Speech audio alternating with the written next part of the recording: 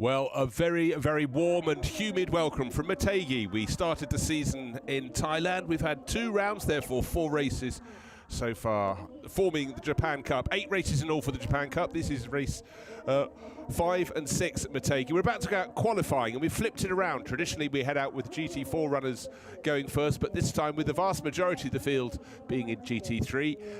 We will head out with the GT3s ahead of the GT4s. But let's take a look at the calendar as it's been. The racing kicked off at the Chang International Circuit in Thailand on the 13th and 14th of May.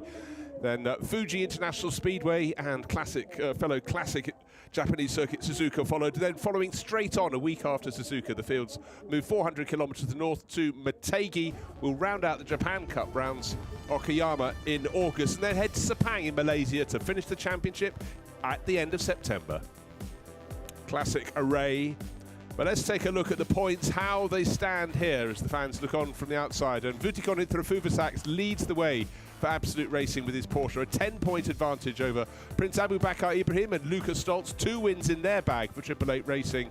And Anthony Liu, 2 wins to him with different co-drivers for Craft Bamboo Racing. But Vutikon Inthrafuvasax, Vuti, is so super consistent, and he's got his regular teammate back this weekend. Alessio Picariello back from racing elsewhere around the world, and they've proved so effective this season.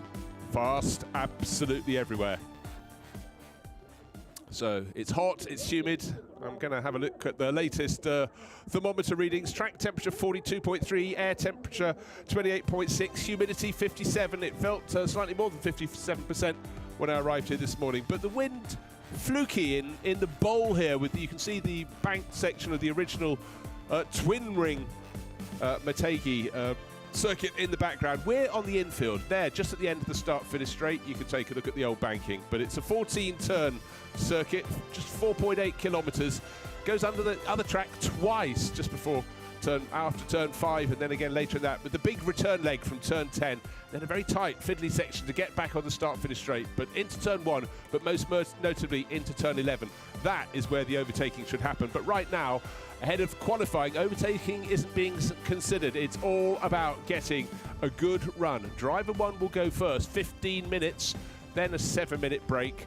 And there is the fabulous scene out over the twin ring Motegi, now known as Mobility Resort Motegi, with other little tracks in the foothills here as well. A very verdant part of Japan for all the drivers down there. The temperature, though, will be rising. 31 GT3 cars spread across 10 manufacturers going out to play, not just for Japan Cup honours, for overall honours. And then, of course, we've got the silver class, we've got the Pro-Am class, which is the vast majority, and 6 GT3 crews are running in the Am class as well. But car 992 from Absolute Racing should be leading out. That should be Bao Jinlong.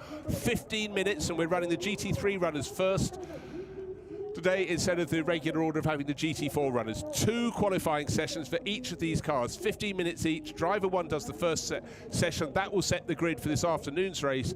And the second driver, normally the pro in these majority Pro-Am lineups, will do session 2. That will define the grid for tomorrow's race. So just waiting for those lights to go green at 10:25 local time, so about 50 seconds away. The heat haze shimmering over the cars as they sit there. Kref Motorsport, they've got an upgraded Evo class of McLaren 720S this weekend. So a few more dive planes and slight tweaking to the wings, a more aggressive aerodynamic package for them. Will it yield great wonders? Certainly Yuko Suzuki and Masataka in a way will be hoping that proves to be the case. Great to see such a busy pit lane. Certainly the teams brought their cars out into the sunshine as late as they possibly could.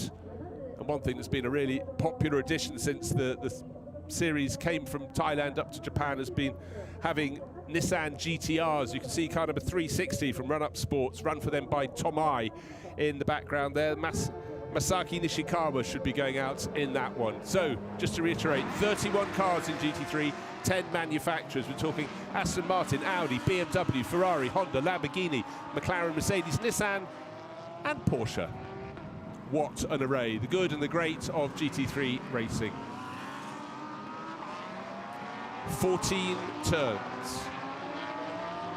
14 turns, 4.8 kilometers, and it's largely the bronze level drivers in these Pro-Am lineups coming out for this session, so they'll have to really, really concentrate, make the space for themselves out on the circuit. So 992 was the first car out, Bao Jinlong, then Vutakorn in through Fuvasak is following him in the sister 911, that's the red and white one. And Jingsu Sun, car number 13, third in the queue. He's one of Audi Sport Asia's Team Absolute Audis. Team Absolute very, very busy indeed. Car 11 next in line, Andrew Harrianto, the sister car from Audi Sport Asia. So there they go, out of turn 4, under the bridge, out of turn 5. When I say bridge, it's a tunnel under the old circuit, the bank circuit that runs over the top, and then the circuit opens out a bit, a lovely sweeper through turns 5, 6, 7, 8, and then they go to tight turn 9. Here they are at turn 9, and then they head off to the furthest point of the circuit, turn 10. You can see the cars still weaving about.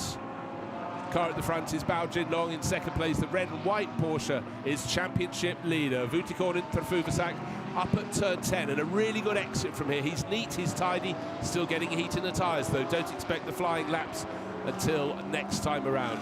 Over a crest, and it drops a descent into turn 11, which is a 90-degree right-hander. This, the track's not very wide, is where the overtaking should come in the race. But right now, all these drivers thinking about how to get their cars behaving exactly as they would like. Under the bridge they come. That's the second bridge. Turn 12, turn 13. It's basically a kink to the left, a tighter kink to the left, and then a right-hander. Here they are, turn 14, onto the start-finish straight, inside the old banking, but flashing past the pits. Now we'll see what sort of pace they can get up to.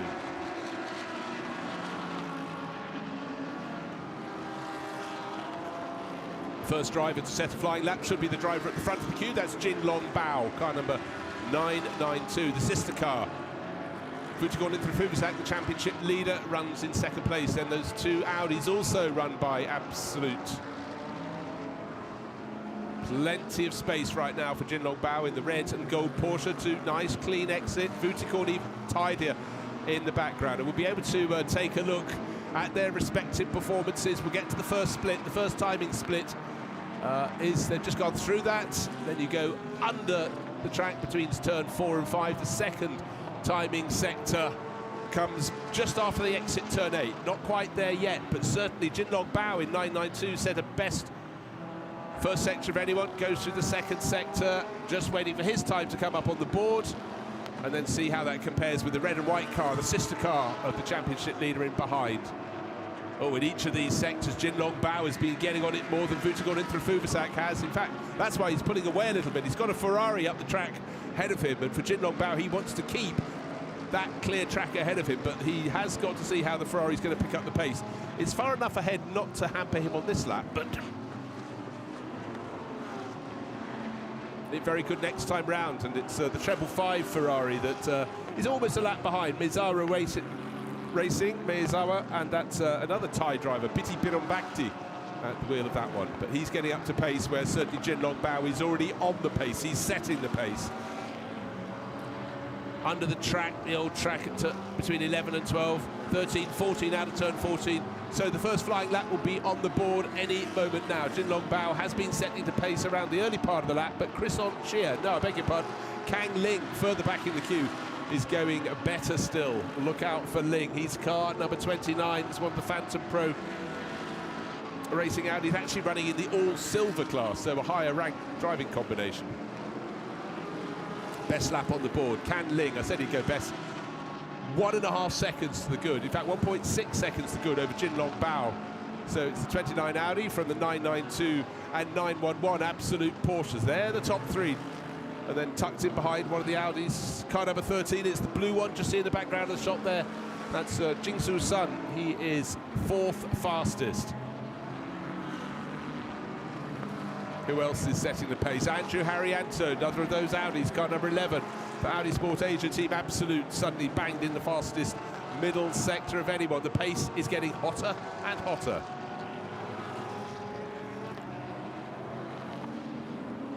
Just seeing how 992 Bao Jinlong can keep it neat, keep it tidy. Can he pick up the pace? Yes, he can, but Kang Ling is the driver who is absolutely flying.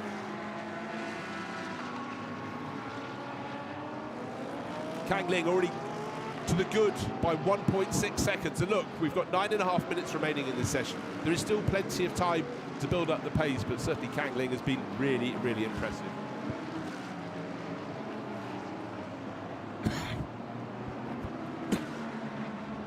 Excuse me there. So, right, now let's see who else is picking up the pace. Here we have Kang Ling, 29. Nice and neat. You can see braking heavily for turn 11, the front of the car. That Audi just moving around a little bit. A little bit loose over the curbing, but his best lap so far, 1 minute 52.6. He's on course to absolutely decimate that. Might get down to the 1 minute 50s. Let's take a look, maybe even beneath 150. 151.372. His third and final time in sector was good.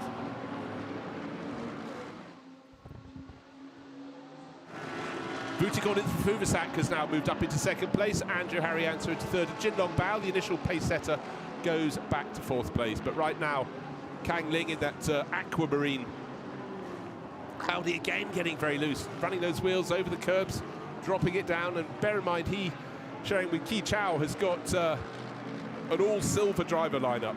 One of two cars that's not Pro-Am or Am, it's Pro-Pro. So you should expect this one to be at the front, but certainly this is the most impressive run I've seen through 2023 from Kang Ling.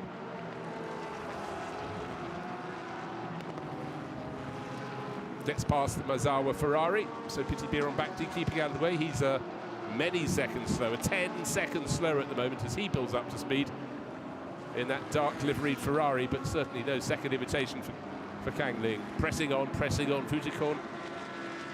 Championship leader Vuitton into Fuvasak was second, has just been put. He was 1.2, nearly 1.3 seconds down in third place. But now suddenly a new face in a new place, because BMW Team Studi suddenly grabbed second place with Tomohide Yamaguchi going to second. Almost a second down on this flying number 29 Phantom Pro Audi. Certainly you look at the body language, the way Kang Ling is pressing on in that aquamarine car. He is holding nothing back. Jinlong Bao got up to was fastest, then he fell to second. Now he's down in sixth. This lap looks better. Will he move back further up the order? Waiting for the final timing sector. Yes, he does. He goes into second place. He's just 0.6 of a second down now.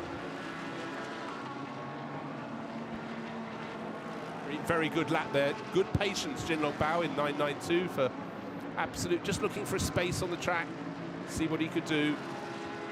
Didn't get concerned, got the heat in his tyres nicely. 0.6 of a second down now. 1 minute 51.970 seconds versus 1 minute 51.372 for Kang Ling. Again, looking to see who is picking up the pace. I think Kang Ling has got, we saw, getting a little obstructed in traffic. So he's got to make some space for himself all over again. One car we haven't talked about much at all has just moved up to fifth place, and Hiroaki Nagai, car number 18. That's Porsche Center Okazaki, such a popular car, always stands out in its all orange livery.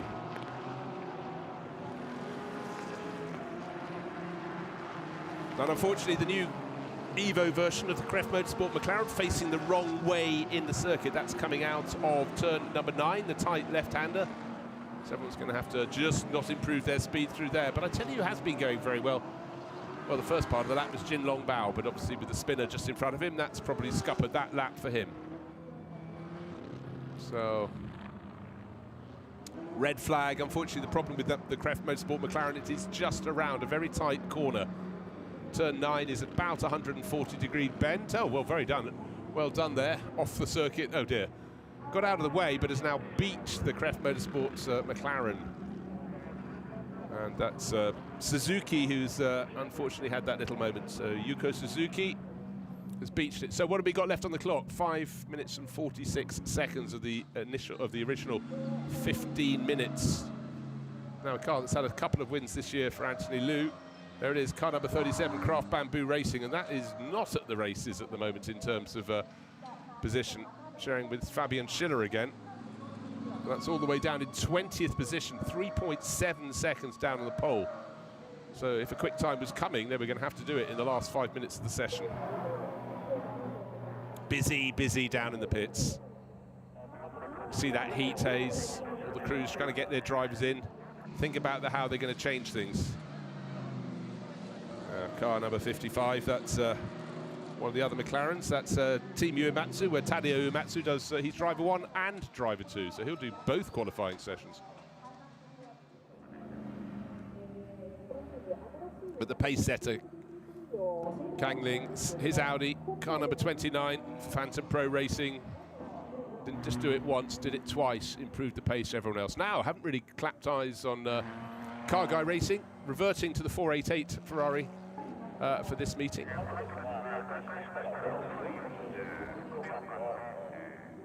And BMW Team Studio car number 5, that was going very well in the hands of Tomohide Yamaguchi. That was good for 4th at the moment. There's the Car Guy Racing Ferrari. This is one, this pairing of Cozzolino and Takeshi Kimura actually raced back in 2019 in the Asian Le Mans Series when they were partnered by James Collado, a driver who, of course, is also staying strong with Ferrari and just went on and won that race in France. What's it called? The Le Mans 24 Hours. Ferrari back at the top level for the first time in 60 years. So illustrious teammates, but this is their last year's car, the 488 that Kimura and Cozzolino won the title with, is now in the hands of Comet Racing, so they dug this one out. Clearly one they know and are very, very comfortable with.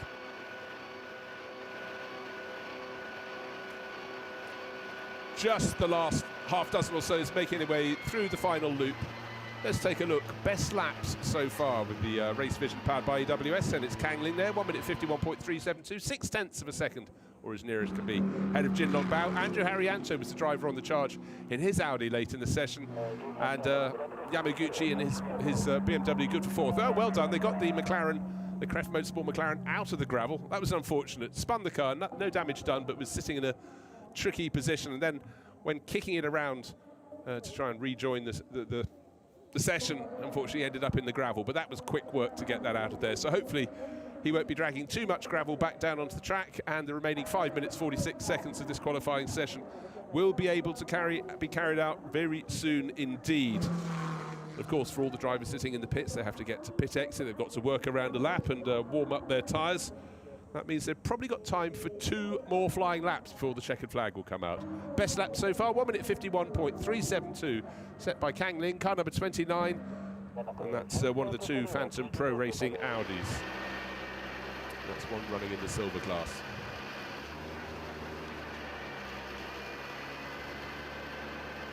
So many instructions on the steering wheels for the drivers, but almost second nature to them for a while. This is the Car Guy Racing Ferrari. As I said, this one was raced some while ago, 2019, but back this weekend, and certainly Takeshi Kimura feels much more comfortable in this one, and he's 3 seconds down on the ultimate pace, good for 16th out of the 31 GT3 cars, so about as close to the middle of the pack as you possibly can be.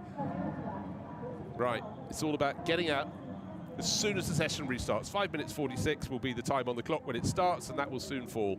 An out lap, 2 flying laps, and certainly the driver who is 3rd fastest at the moment, the Indonesian Andrew Harrianto, has done the job very well to get his Audi Sport Team Asia Team Absolute R8 right to pit exit. Just in front of it, it looked as though it was the Hub Auto Racing Porsche, which is the driver from Taipei, Morris Chen, at the wheel. But the fastest driver of all is sitting there with his sister car tucked in behind. That's Phantom Pro Racing, and the session is going all over again. So the clock already counting down, and everyone in that queue will want the drivers in front to just get moving very quickly, please. Give them as much time to get out, get the heat in their tyres, and come back and see if they can bang in just 1 flying lap, or potentially for those at the very front of the queue, they should have time for 2. Fastest overall by 0.5998 of a second, let's call it 6/10 of a second, is this car.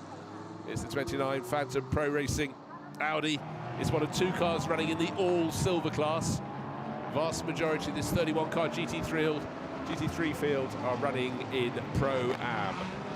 And then there are 6 cars in the Am class where they've got bronze driver combinations.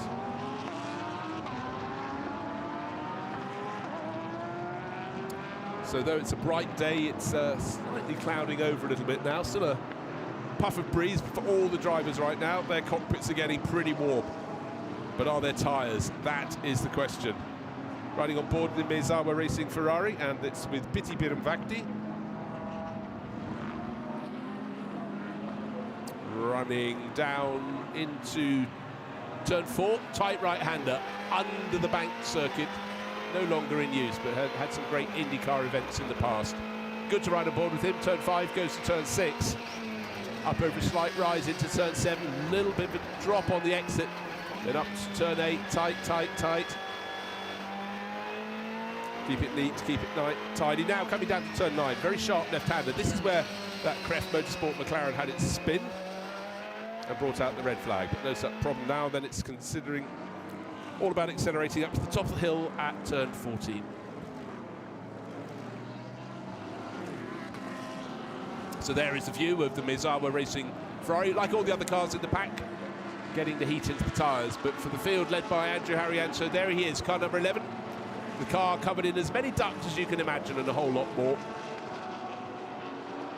Turns in very nicely, neatly to turn 1. In behind Maurice Chen, getting really rather loose and almost running off the circuit in the yellow and grey Hub Auto Racing Porsche. So maybe he thought he had more heat in his tyres than he really did. So many a time drivers set off, they've warmed up their tyres on the first lap, but not quite fully, and it can still take the first 2 or 3 turns to the next one for them to come up to full operating temperature. But it's a warm day, and these Pirellis should be very, very much up to form very quickly indeed. But Andrew Harrianto already improved on his first sector time from what he managed before that red flag's interruption.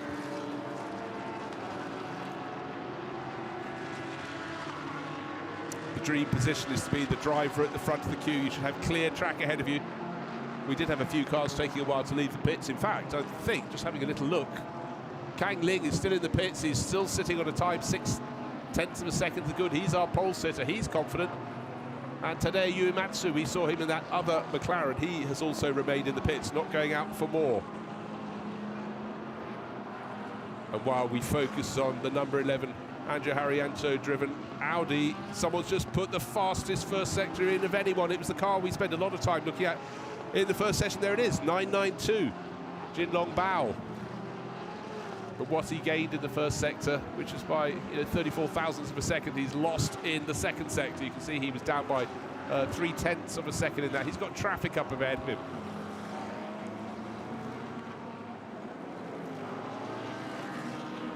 Most of these runners are going to manage 2 flying laps, but for Jin Long Bao, he doesn't want to be stuck in behind that Ferrari. He knows he's quicker than the LM Corsa car, but Kei Nakanishi is perfectly entitled to be there. It's about these drivers making space for themselves, space to go out racing. 1 minute 36 seconds on the clock, so these drivers will not get round to do a further lap. They'll have their out lap, 2 flying laps, and they'll be greeted at the end of this lap by the checkered flag. Where are the changes coming from? I can tell you, car 19 has suddenly moved into second place overall. It's the Spirit of Racing, Spirit of FFF Racing, the lone Lamborghini here. Hiroshi Hamaguchi has gone into second place, a whisker faster than Jin Long Bao. Jin Long Bao going out the bottom corner of your screen. The Porsche Center Okazaki car is always quick. That's tucked in behind Hiroaki, the guy at the moment sitting down in 8th place. You can see from the graphic a little puff of smoke over the curbing there between turns 4 and 5. We've really gone in through Fuvasak, who's running 7th fastest at the moment, tucked in behind. These cars very close on pace, so don't expect them to interrupt each other. That at least is good. But Hiroaki, the guy, pushing on very nicely indeed.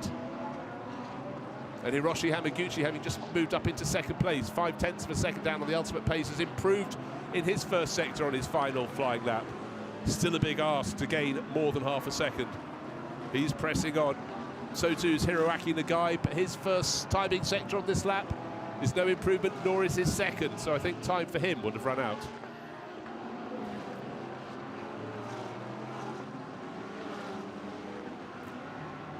Back from turn 10, over the rise, down the slope to turn 11. The tight right-hander then under the circuit for the second time. They are about to go. Car 25. NK Racing, as they've stepped up from GT4 to GT3. For the moment, not likely to challenge the front of the grid, but in behind is the Lamborghini of Hiroshi Hamaguchi. He's improved in the first sector, he's improved in the second sector. Has he got enough to try and take pole?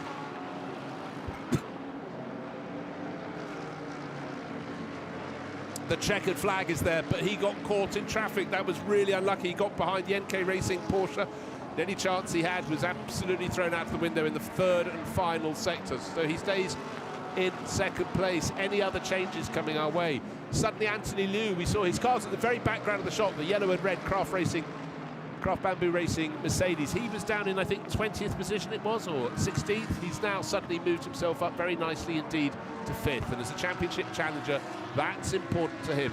Fujigoro Fufusak, the championship leader in that 911 Porsche, still behind the LM Corsa Ferrari. That was a costly element for him, because I'm sure he would have improved if he hadn't been caught behind the Ferrari.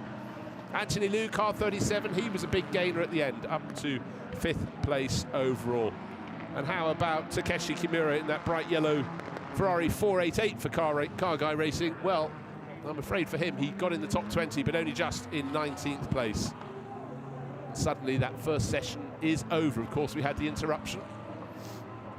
31 cars went out to play, but the driver who had the quickest lap and the coolest head didn't go out in the second part of the session. Pole for the silver class, Phantom Pro Racing, Ling Kang, fastest of all. Job done, but of course in qualifying, the sister driver, or fellow driver, will take the second qualifying session. There's only 7 minutes between the checkered flag being waved at the end of session 1 and the start of session 2. But obviously for Phantom Pro Racing, it does mean the second driver, Cao Chi, should have a fairly easy turnaround. He'd have had more time with talking to his teammate about track conditions. Out on track, having taken that checkered flag at the end of the session, certainly Hiroshi Hamaguchi was nowhere. Suddenly stuck his car up into second place, and then that Lamborghini, the Spirit of FFF Racing team, really had a chance to take a tilt at pole. First sector, brilliant. Second sector, very good indeed. Third sector, traffic, lap wasted, but still good for second place overall.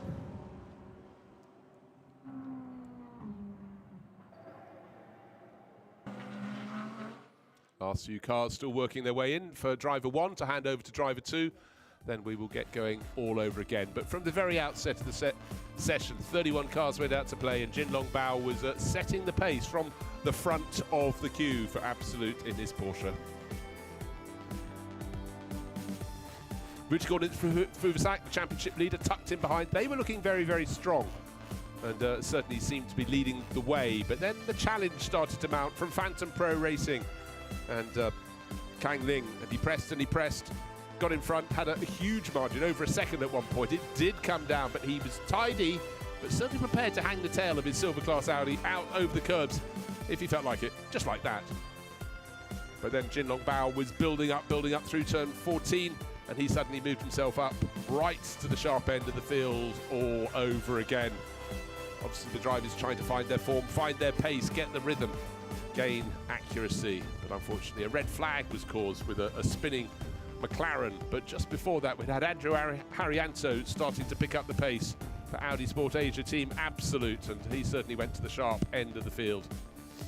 But it was all under control from Kang Ling. Neat, tidy, but very, very quick indeed for the Chinese driver. His best lap, 1 minute 51.372 second. May well be beaten in the second section when the pros get on board, but he did what was required of him. Hiroshi Hamaguchi, question of what might have been for the Spirit of FFF Racing team, just blocked by the Aquamarine Porsche ahead of him, and that cost him, but still second overall. It's a fantastic result for the Japanese racer.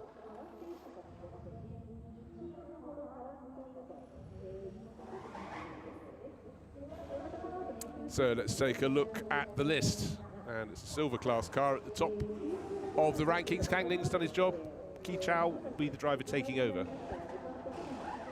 And likewise, Mineki Akura will take over the Lamborghini from Hiroshi Hamaguchi, and Matteo Caroli, Works Porsche driver, brought in this weekend to share with Jin Long Bao, and he will be loving learning this track for the first time, and the Italian is very quick, so let's see what he can do in the second session. There we have, look, top 3 makes, top 3 positions, 3 different makes. Audi, Lamborghini, Porsche. We've got a Mercedes in 4th, a BMW in 5th. So there we have 5 makes in the top 6 positions, showing how GT3 racing continues to be this wonderfully even playing field. And that's why the manufacturers love it so much. So let's just go down to Amy in the pits as the second session. She's down with the pole sitter. Let's hear their thoughts. Kang Ling, it is like a deja vu from last week, but this time you managed to keep your tires within the course, I guess. How do you feel? Congratulations on your pole position. Finally, we made it. Last week, I was not going out immediately to wait 1 minute, and then we caught the red flag. And after the red flag, and only one lap chance, and I did a mistake to do the track limit. But this time we go out immediately, and I found a good gap and deliver in the first set. Tell me more about your flying lap. It must have been, a great feeling. Yeah, I like this track. It's my first time here, and the track suit Audi very well. It's a stop and go track, and the car was working very well today, and I can immediately push right at the beginning. So I'm happy about my time before the red flag. So I did not go out anymore after the red flag. How did the track suit your driving? I think it's good because I like slow corners, and this track is mainly hairpins, and it's also good, very good for the Audi. So I think my teammate will also do a good job in Q2. So there's not much time to rest. Race 1 is starting soon this afternoon. Good luck there. Yeah. And congratulations again on your pole position. Thanks. Back to you. Thank you very much, Amy, with Kang Ling, who's cool, calm, collected, and he really got the job done. And to be so confident not to even bother going out for the final 5.5 minutes when the session was restarted was very mature. But now he's out of the car. He's going to have to see how his teammate gets on. But Alessio Picariello has taken over from championship teammate and championship leader Vutikon Fuvasak, and his car. The team's worked hard, Absolute Racing. They got it down to be the first car to leave the pits. There he goes, the Belgian driver. And tucked in behind car 11, that's James Uquai, who's tucked in, and Absolute's done a very good job of getting its cars at the front of the field, because the 992 with Motegi Caroli is in third place as they jockey for position coming out of the pits. Now, will this 15-minute session run without interruption? Just remember that best time, 1 minute 51.372. That was in session 1. But already it's looking very busy coming out of the pits. Anthony Liu's car, number 37, the Mercedes for Craft Bamboo Racing, has been handed over to Fabian Schiller. Schiller wasn't prepared to sit in a line. He's muscled his way past, and it's about gaining track position. So getting your elbows and shoulders out if it's busy, like it is with 31 cars coming onto the track, could make a massive difference to your chances. This is the view within, you can see the bank circuit in the background, but within the bowl of that, the track twists around, and that was the view looking from turn 4 back behind the paddock to turn 3. But already with the sun starting to glint off the flanks, Alessio Picariello, he's already been passed, in fact, by the sister car of Matteo Caroli, but these two Works favoured Porsche drivers should deliver the job.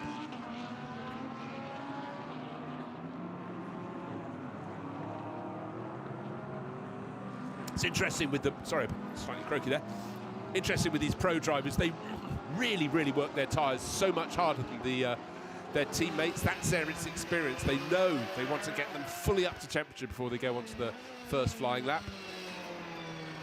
This is Comet Racing. This is last year's championship winning Ferrari 488 GT3. Yusuke Yamasaki has taken it over from Car Guy Racing, and he's got plenty of clear track because he's actually at the back of the queue rather than the front.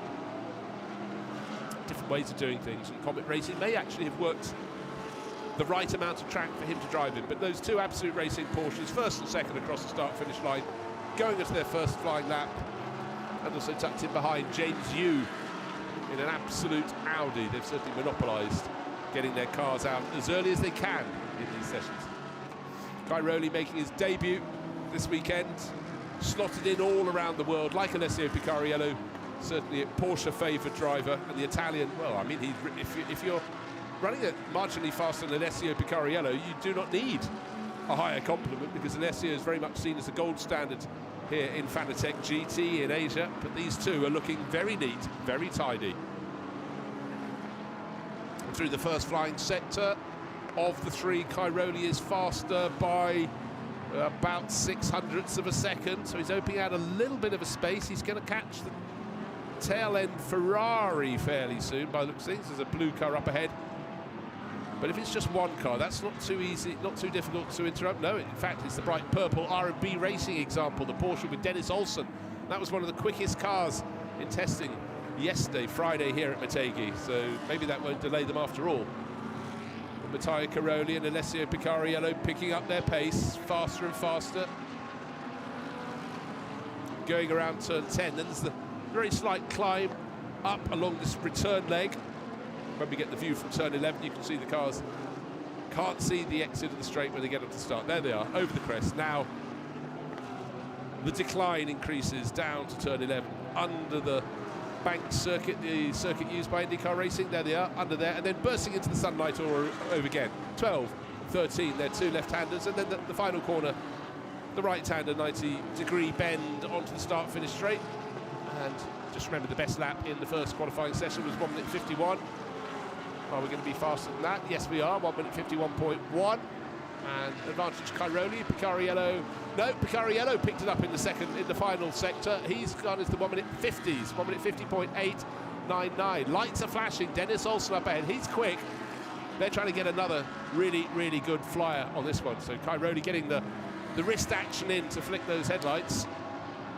But it was the final sector of the lap where Alessio Picariello, in fact, the middle sector, he edged out Matteo Cairoli. The third and final sector, he gained even more. That's an advantage, 0.215 of a second, doing the job that Vujagol through Fuvasak really is very keen that he can do. Get the car on pole position, please. This, of course, will be not for this afternoon's race, but for tomorrow's. But gain any advantage you can. Talking of which, Matteo Cairoli better through the first sector by nearly 0.2 of a second from this driver of the 911, which is Alessio Picariello, doing that pro driver element of going right to the edge of the circuit, slightly beyond, but not too much. Now, coming out of turn 9, they've got the climb up the long slope, and certainly Matteo Cairoli does not want to be interrupted. Dennis Olsen is still almost a lap down, but Cairoli, bang, first sector faster than anyone. Second sector, even so. I thought he got the fastest lap, but it was a brilliant end to the lap last time around from Alessio Picariello. And this time Picariello a little bit further back, so it's far from finished. Still got 9.5 minutes remaining out of the 15. But the advantage these two drivers have had, and Cairoli is really, really making a massive impression with his debut in the series. Wonderful balance the car onto the start-finish straight. So his best so far, 1 minute 51.1. He's going to be way under that. Well, nearly a second, 0.9 of a second gain. He goes to the top, 1 minute 50.260.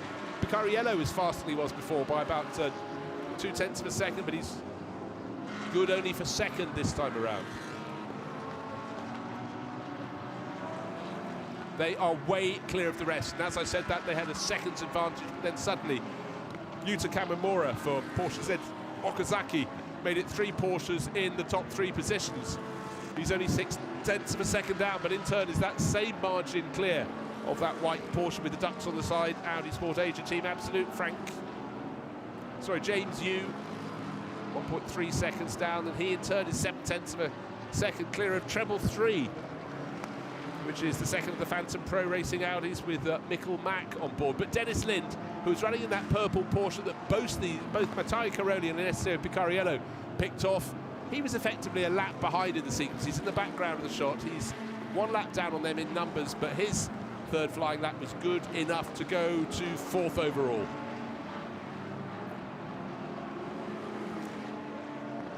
So, at the moment, it's this man, Matteo Cairoli, from fellow Porsche racer Picariello. See if you can find a theme in this one.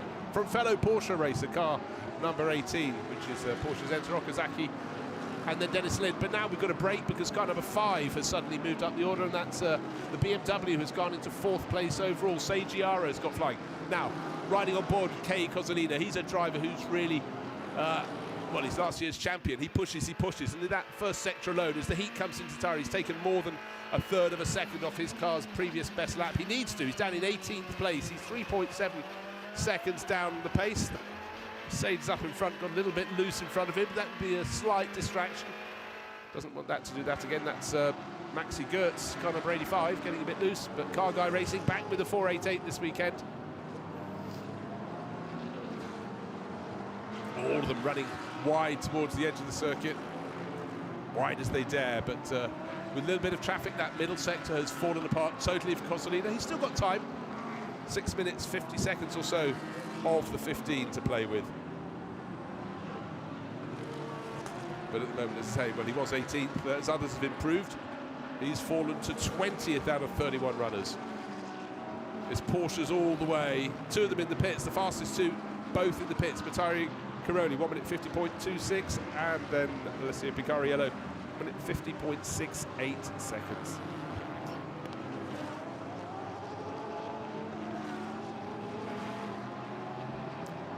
So Cozzolino coming through turn 14. Now, this is the lap that's going to count for him. He's got Maxi Goetz up ahead, and in fact, the car that had been a little bit loose up in front of them had been also that LM Corsa Ferrari.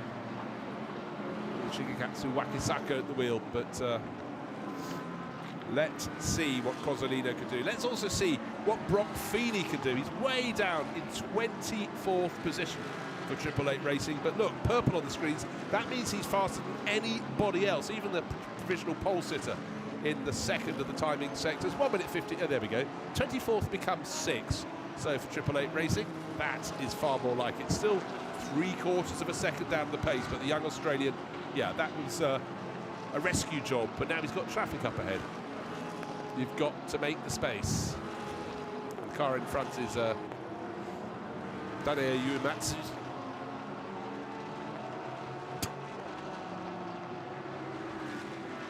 Oh, well done. Tadeo saw in his McLaren's mirrors that the Treble 8 Mercedes was coming on through, so he moved aside. Very good of him to do that, because certainly you expect the Triple 8 Mercedes to be some of the front runners. Well, you don't see this very often. The cars in second and third places, that's Alessio Picariello with his Porsche and Yuta Kamamura with his, have identical times. So if either of them can find just a thousandth of a second, they can claim with this the position. But at the moment, Picariello has second because he set that time first. Maxi Goetz looking for his Craft Bamboo Racing Merc to move up the order, car number 85. That's the one he shares with Jeffrey Lee. And he's certainly picking up the pace, needs to pick up the pace. And so does Kei Cozzolino. They're way down the order at the moment. Cozzolino 13th, Maxi Goetz 6th. Is this going to be better from Maxi? That last lap moved him into the reckoning. This lap did not. Cozzolino in behind. Again, that final sector, no help to either of those drivers.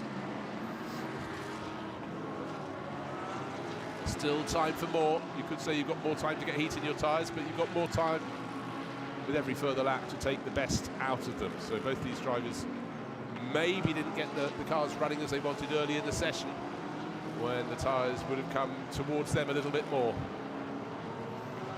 There's confirmation. Jeffrey Lee is the driver in the pits, and Maxi Goetz with the spectacles there is the driver on board. Number 85, Craft Bamboo Racing Mercedes. Good at the moment for, well, it's become 8th position, because a couple of others have moved on up, including Lucas Stoltz in the other Triple Eight Racing Mercedes. He's gone up to 6th place. Brock Feeney in 7th. Now, Dennis Olsen, he was a driver who was very, very quick in testing for R&B Racing. 4th fastest at the moment, 0.569 of a second down on pole. He's being followed by the lone Aston Martin, D-Station Racing. And Tomonobu Fuji is 12th fastest overall. Right, Cairoli and Picariello back on the track. They made their pit stops from first and second. And Cairoli's just gone to prove whatever the changes were in the middle sector. That was best time of all. But I think they're toying with us on this lap. Is where it's going to go next time around, or is this going to be good enough? Their best time, 1 minute 50.260. Tight final corner. Accelerate, accelerate.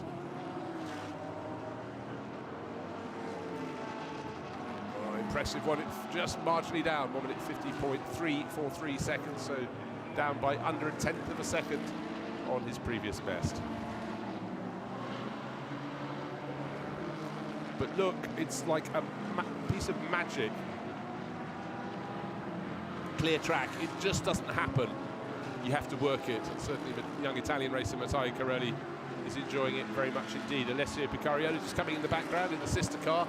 The AWS Motorsport, also run by Absolute, is tucking in behind, but they've got time coming their way. And in fact, the first timing sector has been very, very good for the chasing Alessio Picariello. Yes, he's closing in. He was a quarter of a second faster in that sector alone, and that's from the start-finish line round just after the exit of turn 3. Short first sector, there it is, fastest by 0.06 of a second.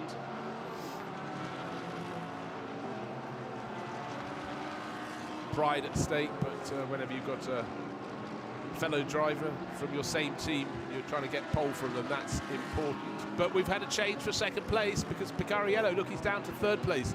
As he tries to pick up his pace, he is on line to slightly improve. Dennis Olsen has got up to second. Just 0.3 of a second down on Motegi Cairoli. Cairoli's still fastest. There he is in 9.92. Now third fastest, but picking up the pace all the time is Motegi Cairoli. But look at what's left of the clock. As they go under the track that runs over the top, with a minute to go, they've got time for one further flying lap. Cairoli, Olsen, Picariello, Kamimura, all in Porsches. Kamimura for Porsche's Enzo Okazaki is in the pits at the moment. Best of the rest, the Mercedes of Luca Stolz, car number 88.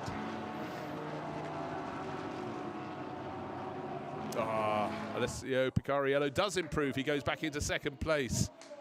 Cairoli still fastest. All eyes on the prize, all prize on the screen. This is their final shot at glory. And again, looking at that last lap as Picariello closed in a little bit on Cairoli. He was actually slower on Cairoli, but he reduced the deficit. But early in the lap, it was very much Picariello. At the end of the lap, it was very much this driver, Motegi Cairoli, who's making such an impression on his debut. It's all about him in that final run back to the pits. Who else is on the move? Mikkel Mack has moved up a bit, but Dennis Olsen was fleetingly second fastest, but he's also on his final flying lap. The checkered flag is out, but he got past before it fell. Here he comes. This is his final shot. Sorry, he's going to find the checkered flag now. Down into third place. No, hasn't been an improvement at all. He will stay in third place unless someone else goes faster. Kamimura won't. He's fourth fastest. He's parked in the pits, but it's been a good meeting so far for Olsen. Norwegian looking very tidy indeed. Sister car from R&B Racing in the background of the shot there as well. Liu Yihong Li, somewhat further down the order. But for Absolute Racing, they showed their intent. Jinlong Bao, pole for the first race, and now teammate Motegi Cairoli, pole for the second race. So it's been a very, very good GT3 qualifying session for them. And the difference between the first session and the second was over a second as the pros got about doing their job. And not only does Motegi Cairoli collect a 1 minute 50.26 second lap to take pole, his next two laps were 1 minute 50.3, fast and consistent. And right at the end, Alessio Picariello closed the gap to just 0.156 of a second with the best lap of 1 minute 50.4. But Motegi Cairoli has taken to this like a duck to the water. Any further late changes? It was Porsche, Porsche, Porsche, Porsche for the top four positions. Best of the rest, car number 88, one of the two 888 Racing Mercedes, and that is the car of Lucas Stolz. And of course, he and Prince Abu Bakr Ibrahim have had a mighty season so far with 2 wins. The first one hard-earned for them at Buriram, the second one that extraordinary second race at Fuji. So third place, Dennis Olsen, showing with Wei Lutz. That's been competitive in both the sessions. And just bringing it on home. Following in behind Alvaro Parent, who actually, right at the end, had a really good run. He wasn't really anywhere in the mix, but the Portuguese drivers made it 5 Porsches in the top 6. So Hub Auto Racing will be very pleased. It's the number 72 enters the pit lane. And looking at the spread, we have to go down to car in 17th position.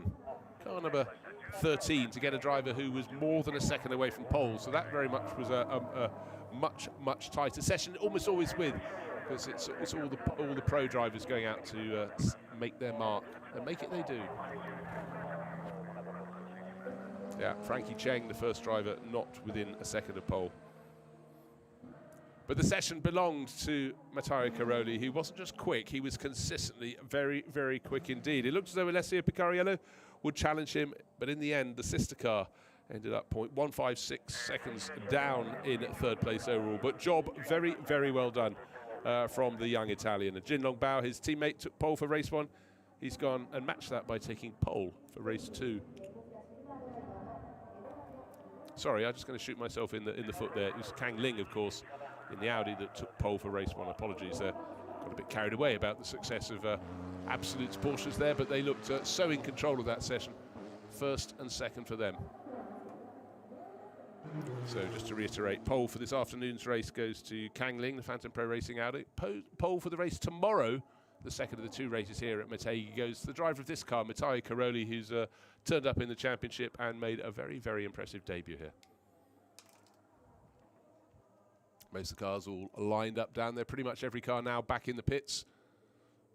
Colourful array of cars.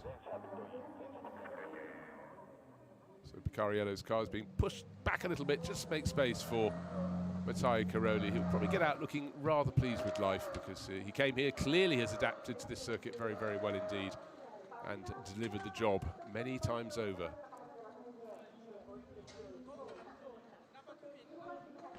So just waiting for the Italian to climb out, but that was neat and tidy. And again, the advantage of getting to pit exit first to get out among the first couple of cars is vital.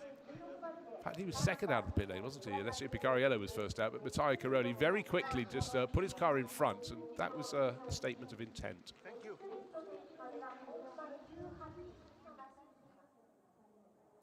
So we've got a couple of cars who are going to go out to do GT4 qualifying. You can see car number 718 in the background, the 718 Porsche Cayman. That's one of the pair, but the GT3 qualifying for now is finished.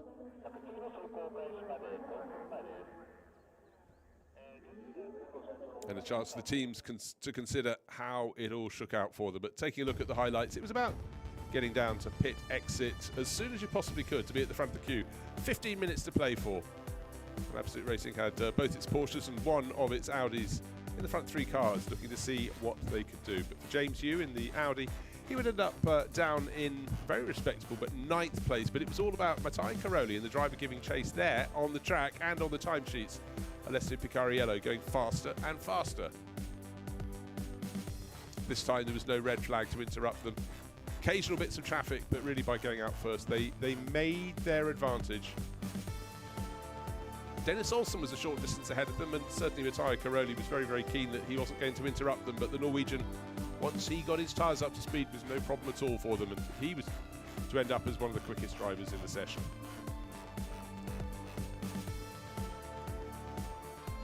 Temperatures rising, humidity luckily falling a little bit, but it was all about precision.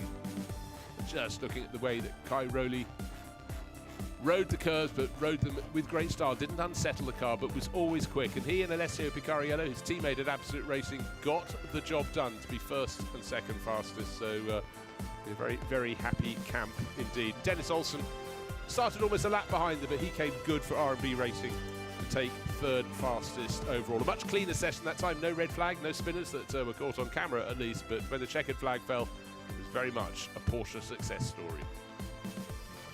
And for Motegi Caroli, welcome to qualifying for Fanatec GT out here in Asia. Finger is up, number one, most certainly it was. Well, Motegi Caroli did the job on the track, not once, not twice, but 3 times. 3 laps faster than anybody else. And let's go down to join him with Amy Izawa to hear about that wonderful pole position. Matteo, congratulations on your pole position. Correct me if I'm wrong, but this is your first weekend in Motegi. Yeah, correct. Yeah, you're right. How do you explain this flying lap? Well, to be honest, is that I like the track, so I enjoy it in Japan every time I come here. So this is my second track. The first one is Fuji and the second is Motegi. But it's a great fun to drive here. Today was a good day because you know, we are on pole position for tomorrow's race. Obviously, it's thanks to the team because you know, without them it was not possible to be here today, and especially on pole. Car was brilliant to drive. I enjoyed it every single lap. So I'm enjoying in the moment at the moment, and we have some work to do today and tomorrow. Wonderful. So tomorrow you will be starting in front of a block of Porsches. A lot of Porsches behind you. I guess this track is very well suited to the Porsche? Well, apparently yes, even though I thought the Audi would have been very strong, but you know, sometimes I'm right, sometimes I'm wrong, and this time I was wrong, luckily. So our Porsche is doing great, so I think tomorrow and today, of course, we have a good chance to fight for a podium. It's pretty hot for you, I guess, coming from Europe. How are you coping with that? Well, I'm Italian, so it's pretty warm as well there. So I'm quite used to warm temperature. Of course, here it's quite humid, but you know it's part of the game. It's the same for everybody. So it's important, you know, to stay focused, keep the concentration on a high level, and yeah, and then we see at the end. Thank you very much, and congratulations again for your pole position. Back to you. Well, that was Matteo Caroli, and as we look out over the wonderful view over Motegi, the twin ring, his name is the one at the top of the charts, pole position for the 992 by a small margin from the sister Porsche from Absolute Racing for Alessio Picariello.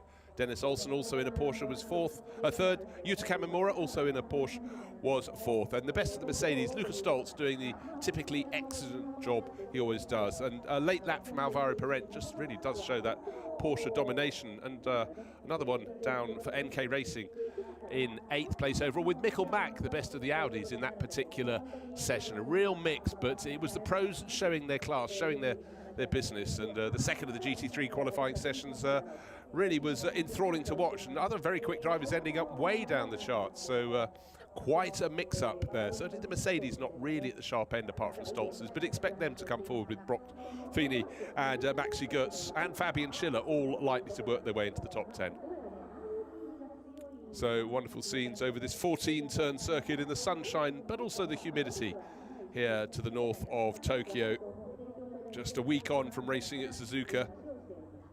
And this is round 3 of 4 rounds, therefore 8 races of the Japan Cup element of Fanatec GT. So temperature's gone up slightly. It's gone up about 0.8 of a degree.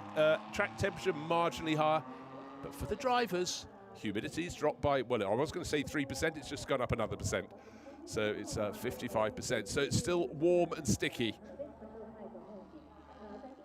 And for the crews down there, 2 cars going to go out in this GT4 qualifying session. Normally the GT4s go first, but this time we thought with the majority of the field, 31 of the 33 cars being in GT3, we'd send them out. Now this is Wise Racing. I've been told that's how it's pronounced, with BMW M Team Studi. So much success for them. And one of the 2, they're in the Silveram class of GT4, Masaki Kano and Manabu Orido. So as with their GT3 runners, of course, they'll get 2 15-minute qualifying sessions. So let's take a look at the GT4 standings. We mentioned Kano and Orido, and there they are for Wise Racing with BMW M Team Studi on 75 points. But it's not a big lead. It's only 2 points clear of the Czech shop Porsche crew. That's the K-Mania Racing car of Naohiko Otsuka and Shou Kobayashi. Akilan Racing not here this weekend, unfortunately, with their Toyota, but in fact, Toyotas have had some good performances, but really it has been that eternal sort of excellence from Team Studi, and that's why Wise Racing are running with them. And this weekend you can be sure that Masaki Kano and Manabu Orido are going to be pushing on as hard as they ever do. 1 car out on the track, and that's the other GT4. It's the K-Mania entry, and the driver of the wheel of that Porsche Cayman is Naohiko Otsuka. And he has absolutely got the track to himself, since the only other car that could go challenging him has not bothered to go out as yet. But 15 minutes with just the 2 cars in GT4 this weekend. We're looking for a lot more later in the championship. We'll see what crops up, but certainly the suggestions are when we get to Okayama, there'll be many more cars in GT4 around that tight, twisty circuit that just does look so glorious. So still the heat haze, still drivers walking down the pit lane, talking to their crews. And K-Mania Racing, well, you've got a track, you've got a car, combine the 2, go and see what you can do. Czech shop K-Mania Racing, Porsche Cayman, this is the newer model, the 718, very popular worldwide, much as we've watched the growth of GT3 racing over the years, almost a decade and more now, and other manufacturers coming in. There's also a cycle, because certainly we just heard, I think 2025, the new Mercedes GT3 car will be introduced to come out to play from Mercedes-AMG. And only relatively recent has this been a more upgraded version of the Porsche Cayman in GT4. The junior class of GT3 in so many ways. You can see far less severe aerodynamics, lower power outputs, but still very popular in fields in the European Championships of over 50 cars running in GT4. So it really has been a growth area. I'm sure the growth will come out here as well. And with fewer driver aids. These are much harder cars to drive in many ways than GT3s. Less performance, less downforce, but less assistance. But quite a lot of drivers chopped between GT3 and GT4. Right, first time on the board, but not a flying lap, was 2 minutes 17.675 seconds. With nobody to trip up, only himself to blame if he gets in any trouble. Out of turn, all on his own, neat, tidy. And just waiting for that first flying lap to go on the board. And it now looks as though Wise Racing have wised up. Right, only 4 more corners to go. Slightly drifting around a little bit under braking there. Turn 11. Crossing back under the oval circuit. And those 2 kinks to the left again. And then the tight right onto the start-finish straight. So, best time from GT3 runners was 1 minute 50.260. First flying lap for the Porsche from K-Mania Czech Shop Racing. Goes on the boards at 2 minutes 3.715 seconds. You can see that eternal quest for balance, not wanting too much of a slide. The Porsche Cayman has always been seen a very, very nimble car. Now, did I sense the sound of another engine leaving the pit lane beneath my commentary position? If so, that should, of course, be the BMW from Wise Racing. In fact, yes, onto the circuit. So, car number 50, Masaki Kano at the wheel. 10 minutes or so remain, and really, the competition, these cars will be behind all the other cars on the grid, so whether you line up 32nd overall or 33rd overall, it's all about pride, not really a great deal of other difference, but of course it makes a difference to drivers. They want to do the best job they possibly can. So Naohiki Otsiko, plenty of space for him to be moving around out there.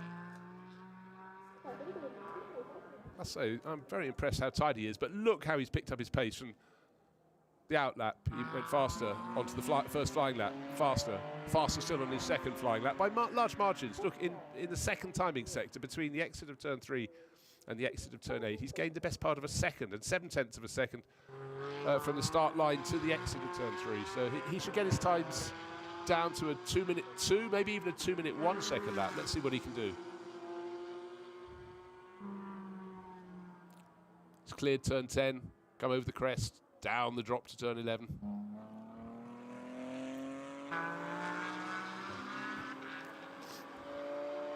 Turn 11 isn't a corner you'd really want to use too much curb because you'd be too deep into the corner, but I must say Naohiko Otsuka is staying clear of the curbs. He's clerk of the course's delight, not abusing track limits. Now, the end of the lap didn't look quite as tidy as the first part of the lap. He's still going to improve on his best time.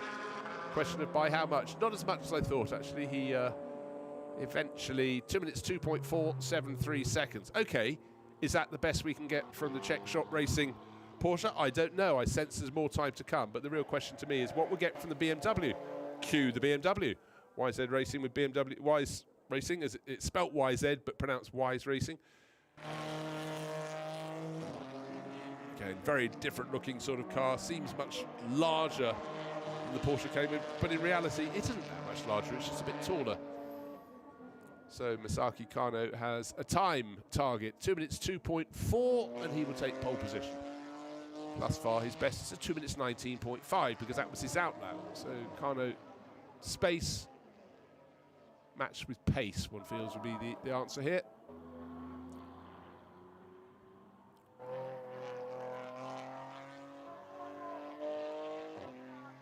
Very, very different engine note. They seem to be enjoying life down at Wise Racing. Certainly Manabu Orido is having a bit of a smile down there, knowing his turn will come next. But, through the first timing sector, Masaki Kano has taken 9/10 off his best. That appears to be appreciably better than anything Naohiko Otsuka has managed in the Czech Shop K-Mania Racing version, the Porsche that we saw out at the start of the session. That is still going around, but certainly the pace available for Masaki Kano seems more than enough to take GT4 pole. And then, as with the GT3 class cars, of course, they'll have, after this 15-minute session, 7 minutes until the start of the final session when the cars will go out. But of course, in this case, they'll go out with Manabu Orido in the BMW and Sho Kobayashi will take over the Porsche Cayman. But those are enormous chunks of time. Improvement by 9/10 of a second in the first sector, nearly 1.4 seconds in the second sector. So this should be a car that, well, let's not guess. Let's find out fairly shortly what sort of time it's going to get down to. But with no traffic to affect him, because the Porsche Cayman is just coming onto the start-finish straight now, so he's 4 corners further ahead. The number 50 BMW has got space to play with. Just waiting to see the Cayman's just crossed the start-finish line. Has it improved on 2 minutes 2.473 seconds? No, it hasn't. That was his best one last time around. And what can the BMW do? Can it go under 2 minutes? Wait for it, wait for it. No, 204.203, so still the Porsche's faster. So Manabu Arido's thinking, okay, right, hold on. But that was the first flying lap, don't forget. Otsuka's done 2 flying laps.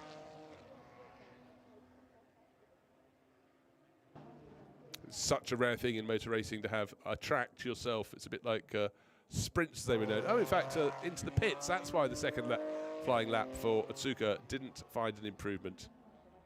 So still time aplenty if he just wants those tyre pressures changed. Anything that might find him a bit of an advantage he can have done, or does he decide that's enough?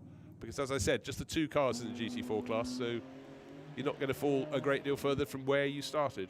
Yep, that's the session over. So what Otsuka's doing there is very clever, actually. He's still faster by 1.7 seconds from the BMW. Probably senses that he will end up marginally slower, so he's giving the most time for his teammate Sho Kobayashi to get on board the Cayman and settle in ahead of the second of the GT4 qualifying sessions.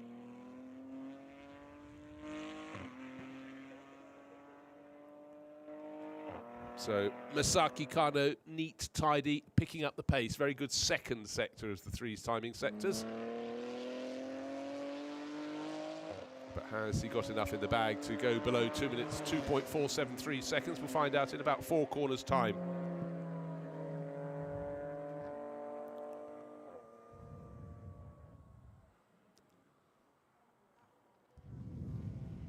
But this is a circuit where the times can be incredibly close. We had a couple of, not just one pair of times, but 2 pairs of times in the GT3 qualifying that were identical down to 1/1000th of a second. I feel as though I'm at the Jerez circuit in the 1990s, where we had 3 cars on identical times at the front end of the grid.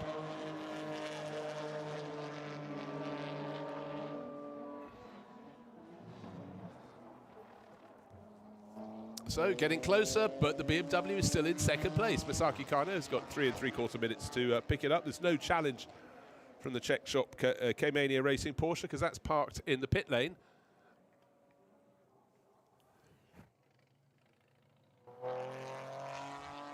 But for Masaki Kano, there was no point really pushing too hard, but he would like to take at least GT4 poles. 64,000ths of a second between the cars, but from his point of view, his is the car that's the slower of the pair at the moment. The Porsche Cayman, it still has bragging rights for now. 3 1/4 minutes remain.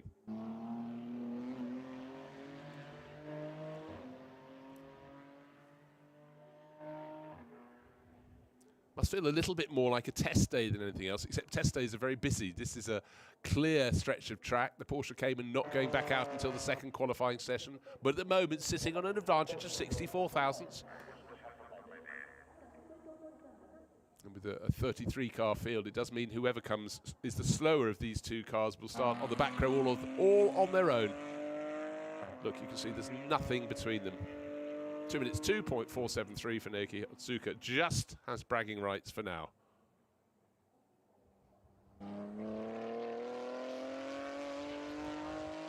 Again, neat and tidy out of turn 10. Both their co-drivers, when they watch the screens, will be able to sort of pick up a little bit of knowledge. How are track conditions? How does my car want to turn in? Does it want to turn in? Now again, very good second sector. The first sector is where this BMW just keeps losing out in the hands of Kano. End of the lap though, it's got much more intent, turning through the final sequence of corners. Through 12, 13, 14 onto the start finish straight. Is this enough? 64,000ths per second required to be found.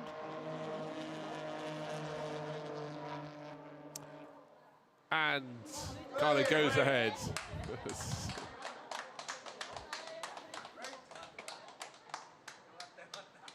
So hunting away, 64 thousandths of a second, down to 2.296 of a second ahead. 0.3 of a second, let's say, really. So the BMW from Wise Racing goes to the front of the GT4 class. But then, of course, their co-drivers will get in, and they will do the second of the qualifying sessions. So Masaki Kano can bring it in. He's not going to be toppled. He's got time for a further lap after this one, but really no point. He's got class pole and 32nd on the 33-car grid for this afternoon's race, and then he's going to hand the car to his teammate to see how the GT4 drivers might line up for the Sunday race, the second of the two races here at the fourth round of Fanatec GT Asia for 2023.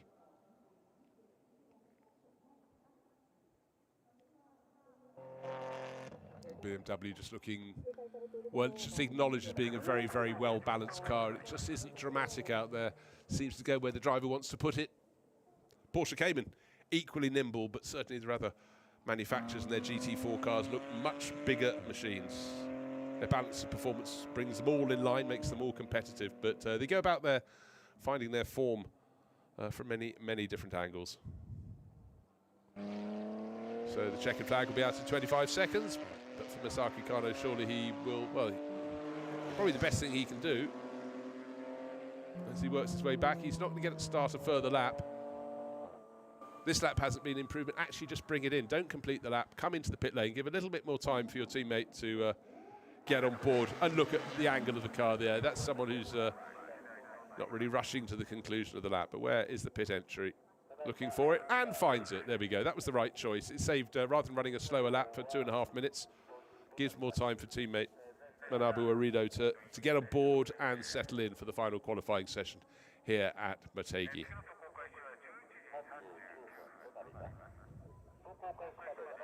All the GT3 cars lined up, noses sticking out of their pit garages. Their job for this morning is done. Of course, their race is this afternoon, first of the two races. But that's the first of two qualifyings for GT4. Another 15 minutes of qualifying for their teammates comes up after a 7-minute break. That was good patience for Masaki Kano there for Wise Racing. And he takes pole, but he had to work very hard for it. Otsuka did a really, really good job for K-Mania Racing. But teammate Arido arrives. His turn comes next.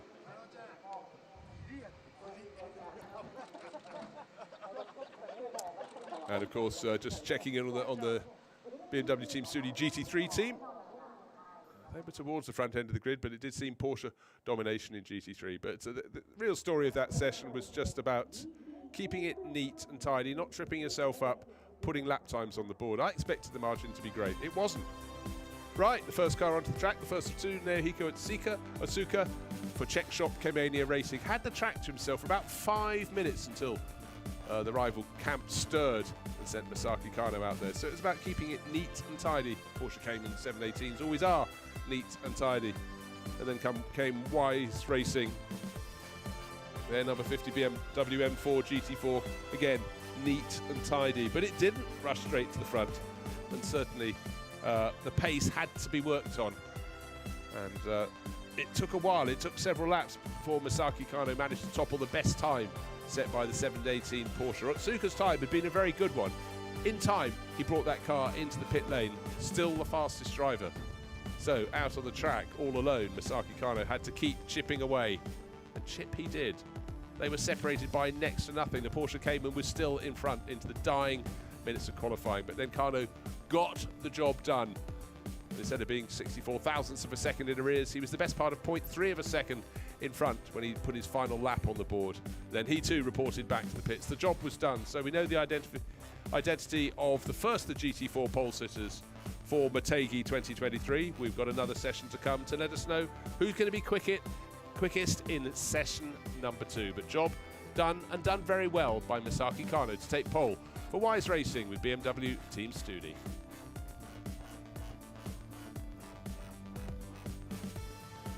Certainly for his teammate, that was a very good moment indeed, and lots of applause at Wise Racing.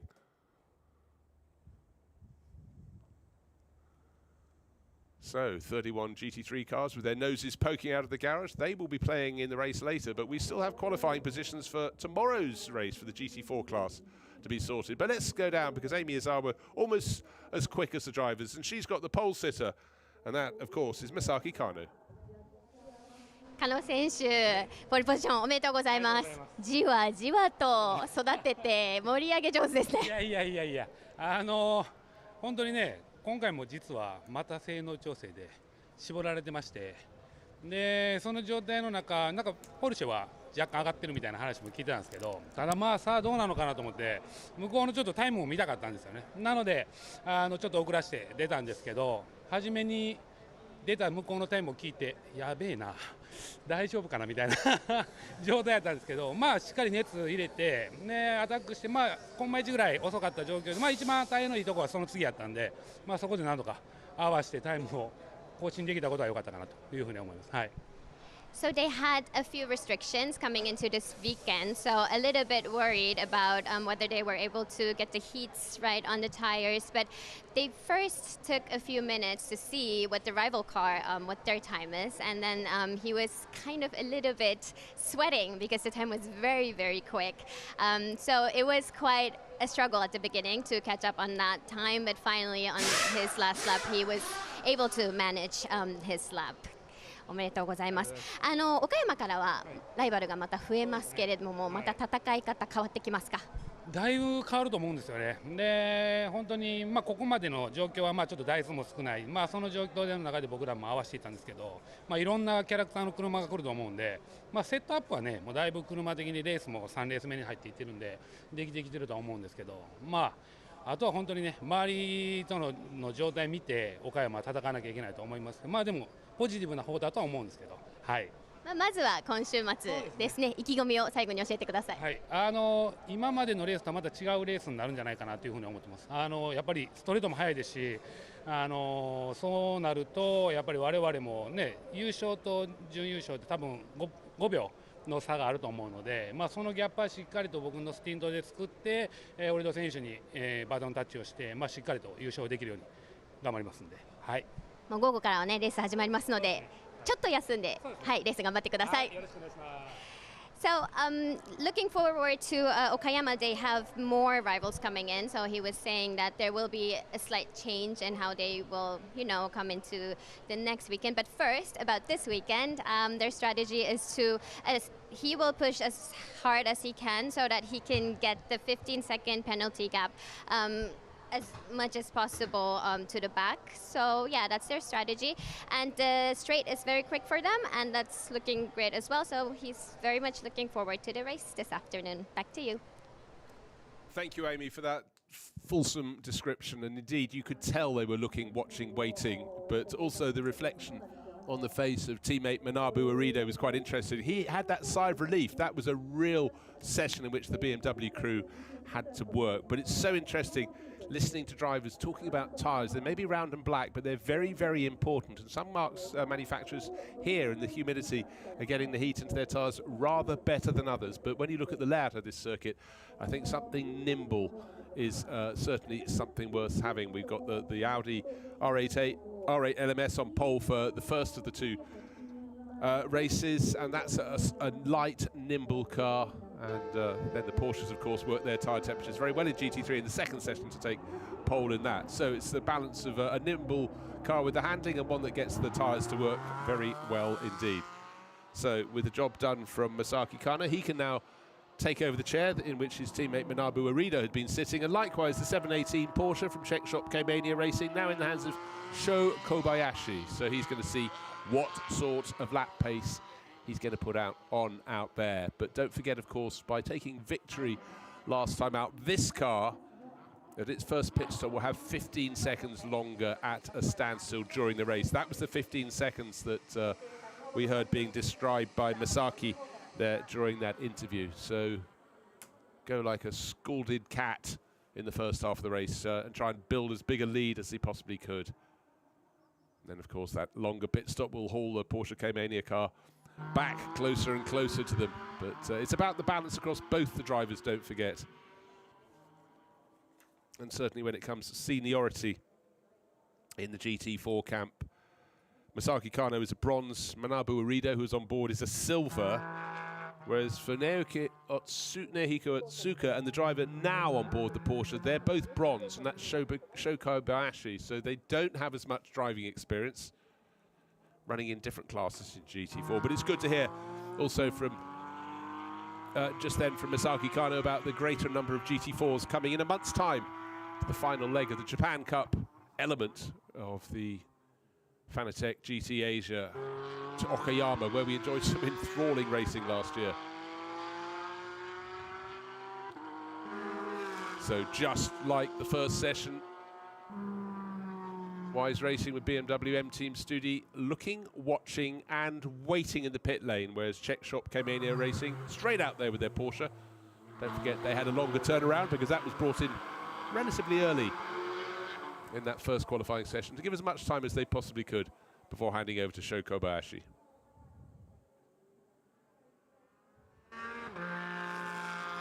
Certainly waiting as he completes the outlap for the heat to come, the front end of that Porsche not wanting to turn in to that final corner, turn 14.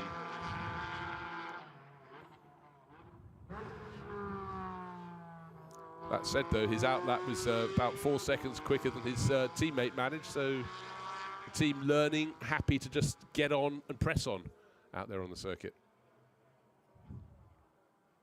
And about to be double the amount of traffic out on the circuit in the second of the 2 GT4 qualifying sessions, because there, just crossing the white line at pit exit, goes Manabu Urido.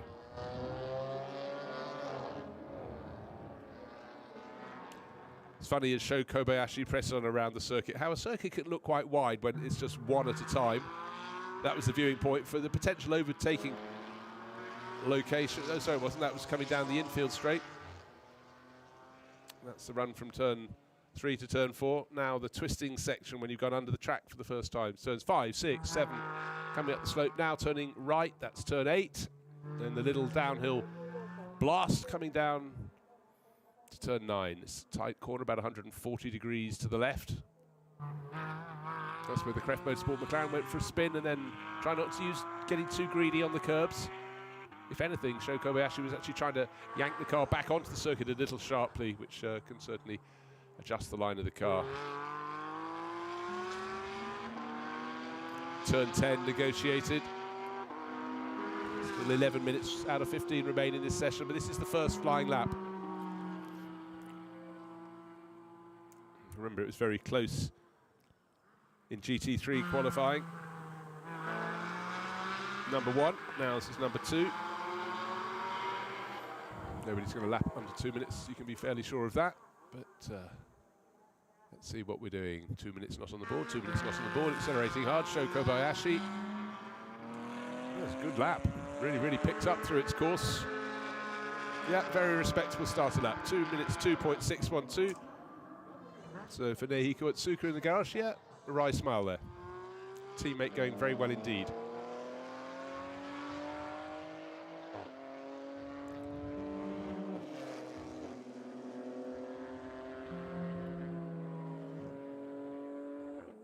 BMW still on its outlap, coming down over the crest on the back straight there. That's turn 10 to turn 11. And Manabu Urido.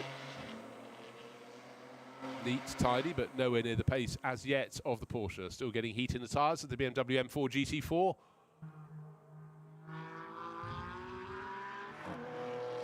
Also had a fair degree of temperature in the tyres. The teams had plenty of grip coming out of turn 14, but when you're not at full pace, things can look a little better. So, outlap completed, 2 minutes 27. That's a pretty slow outlap, but I think a fair degree of caution being exerted by Manabu Urido at the moment.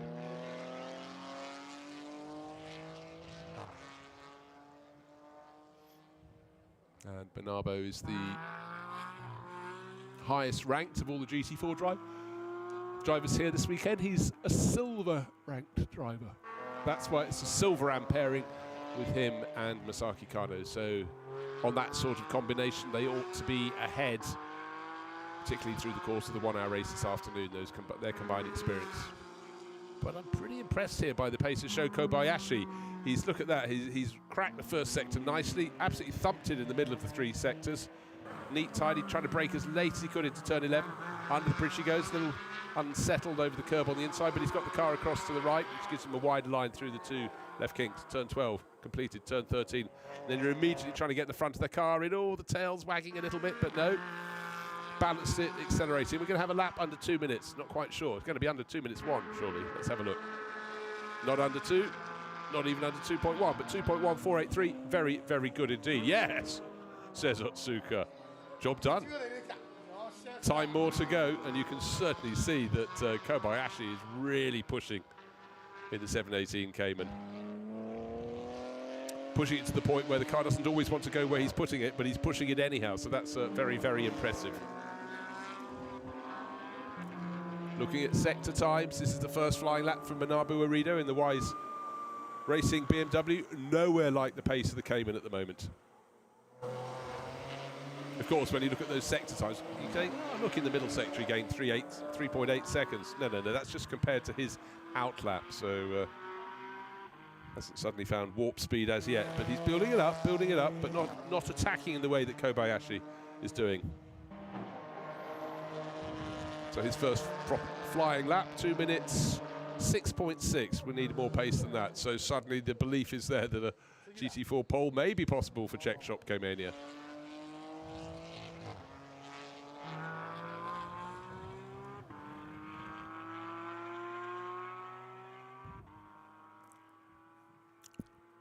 Again, just looking for any of the sector times to see if there's any chink of light one can offer Manabu Arido. But you know what? He's not driving in a way that he feels it's going to make a big difference to his race if he starts as first or second GT4 runner. But in terms of experience, he should have the experience and the pace to topple everyone. But right now, he's still staying within himself and almost within the lines around the edge of the circuit as well.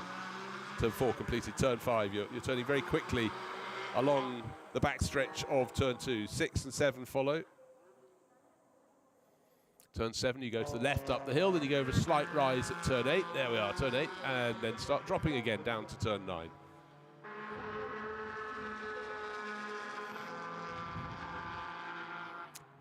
Just to let you know what's happening in the other car out of the circuit.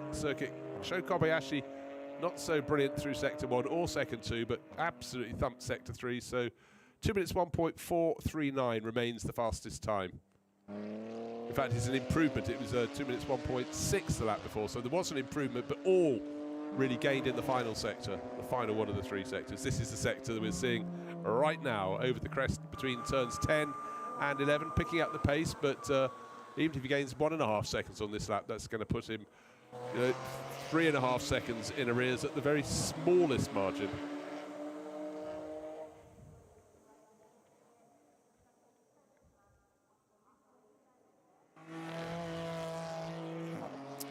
So target time 2 minute 1.439. What's this going to be for the BMW? Oh, got much closer than I thought. 2 minutes 2.227. So 0.788 of a second down. So Masaki Kane, yeah, not looking too unconfident. They're just aware that the Czech Shop K-Mania Racing Cayman has really, really stepped up to the plate this weekend. And there it is with Sho Kobayashi. Currently 0.788 of a second to the good. Looks like he's just cruising back to the pits at this point. Do they think that's going to be enough? Want to save some rubber? Certainly the angle when Sho was really, really pushing was far, far more intense. So turn 9 didn't even bother going out towards the curbs on the exit. So this has the body language of a driver coming into the pits. If he's doing so, is that to park it? Or does he think there's enough time to adjust tyre temperatures and just press on a little bit more? Let's find out. But the BMW, though, is picking up the pace. Had its best run through sector 1. Now, that's what you can see. By the time he gets the exit of turn 8, coming there very shortly, that goes on the board. We're just waiting for the time to come up. Yeah, now the pace is really coming along there. He's currently 0.788 of a second down. Already he's gained the best part of 0.6 of a second with 1 timing sector to go. So this could suddenly be very, very close indeed.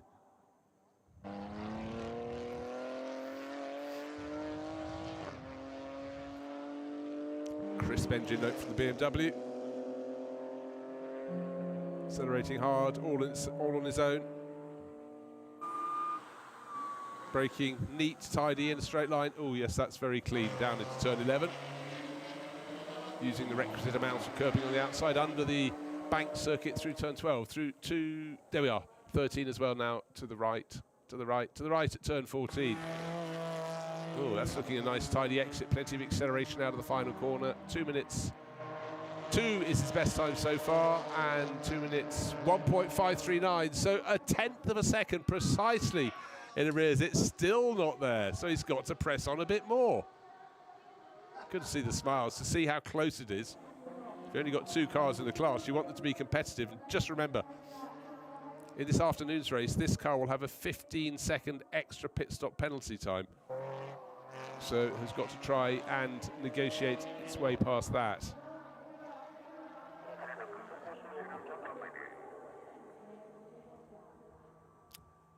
Whereas there will be pit stop penalty time, but not as much for the K-Mania Porsche. I think I'd better double check. I think he'll have 5 seconds extra at the pit stop. So it has come into the pits, and there's no chance for an improvement, particularly because the driver's out of the car. But at the moment, sitting on pole position in class, but only by a tenth of a second, precisely a tenth of a second. But that was a good job from Czech Shop K-Mania Racing there. So, what's happening around this lap? First sector, an improvement. Second sector, not an improvement. I think we're actually very close to matching the time. Just have to find 0.101 of a second to take class pole. So it's all going to come down to the final sector. And if it doesn't happen this time, there is still time for a further lap. And just remember that Wise Racing stayed in the pit garage. They didn't go out early on in this session, or did they go out early in the first laps of the previous GT4 qualifying session. They watched, they considered life, they waited, and then they came out. But they've really had to attack in a way I don't think they expected they would.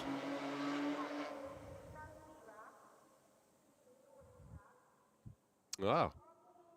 Well, maybe they've just accepted being down by a tenth of a second is sufficient, because there won't be time to go and set another flying lap. So for Czech Shop K-Mania Racing, by 0.100 of a second, the job is done. Super tight in GT4. But they've shared the poles, 1 apiece between the 2 sessions. But for tomorrow's race, it'll be Czech Shop K-Mania Racing. That will be starting from GT4 pole position. Manabu Rido gave it a good shot. Probably reckoned he'd done quite enough, but his middle sector wasn't his strongest element in that final run. He ended up a tenth of a second down and just releasing himself from the car. So GT4 qualifying, like GT3 before it, done and dusted. And there are the leaders. This time it was Sho Kobayashi. All smiles, you could say, on the right. And his teammate alongside, Naohiko Atsuka, enjoyed that from the pit lane, but that was a very good run from Sho Kobayashi by a tenth of a second ahead of Manabu Orido.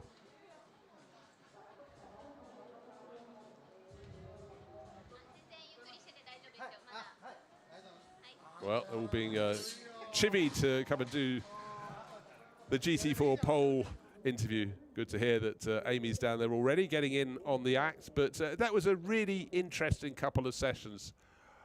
So close between the 2 makes. It's really good that both Czech Shop K-Mania Racing with their Porsche 718 Spider, and then in the first session by the smallest of margins, their rivals, Wise Racing BMW M Team Studio with their M4 GT4. They've both taken a class pole position, but I just really think it's very interesting indeed how the BMW crew had to really work to take 1, but not 2 of those pole positions. It was tight, and about as tight as you'd like it to be between 2 rivals. So it's good that they've both taken 1 pole apiece.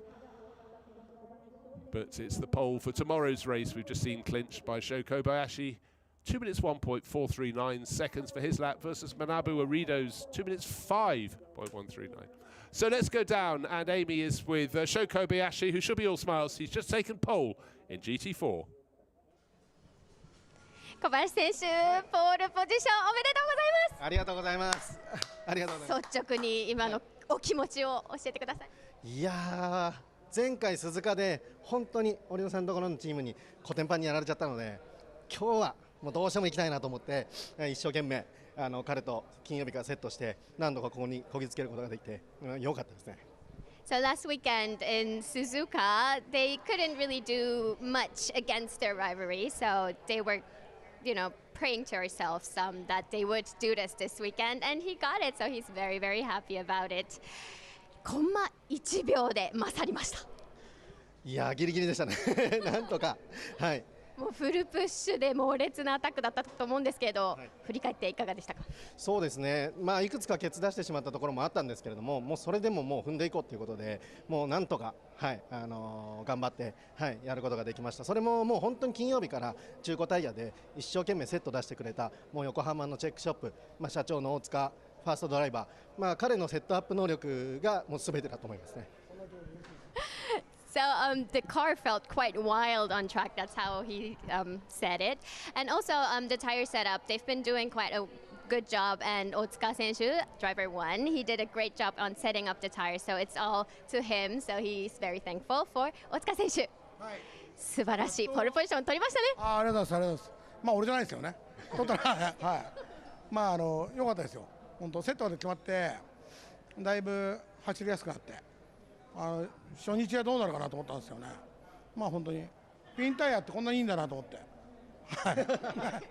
改めておめでとうございました。So really, he is really, really happy for this pole position for Kobayashi Senshu, and also the setup was really good. They were worried on day 1, but they gradually adjusted it, and it all went well this morning, I guess. So congratulations to them again. Back to you. Thank you, Amy, and good to hear there from a very happy pair. But the driver who got the job done in the second session to take that pole was Sho Kobayashi, but by the smallest of margins, precisely 1/10 of a second. It was close, it was competitive, and really it was a case of, like their GT3 compatriots, getting the heat into the tyres, getting the balance into the car, which they built up over the course of practice yesterday, working to find a balance, and certainly the Czech shop Kemania Porsche looked very, very well settled on its rubber this weekend. A little bit nervous from time to time, but as much as that, it was because both drivers in that were attacking very hard indeed. And Sho Kobayashi took a while, but then he picked up the pace, and he, on his first flying lap, put in a really impressive time. Next time around was a margin faster, and that left the target for Manabu Arido to start to attack, something to aim for. But that Porsche time was so impressive that certainly for the Wise Racing BMW crew, they had to chase much harder than they would have expected. It got closer and closer. The Porsche parked in the pits. Manabu Arido kept on attacking, but then he too came into the pits, eventually realizing he'd got to within 1/10 of a second and could do no more. The session was drawing to an end.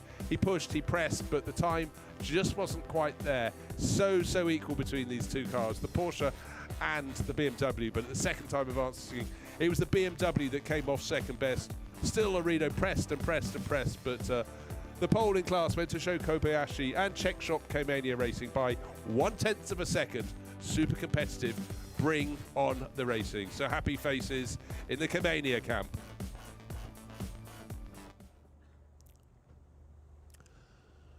So let's take a look at the classification and pole for the Sunday GT4 element in the Sunday race. Sho Kobayashi for Czech shop Kemania Racing by 1/10 of a second from Manabu Arido in the Wise Racing with BMW M Team Studio. It's close, it's tight. Can't wait to see how it shakes out, and we're all set for this afternoon's actions. 33 cars are going to go out to play. 1 hour of racing, a driver change in the middle, and I think you can safely say the stage is set. So the fans will go and get some lunch. The humidity stays high, but we are all ready to go racing this afternoon. Bring it on.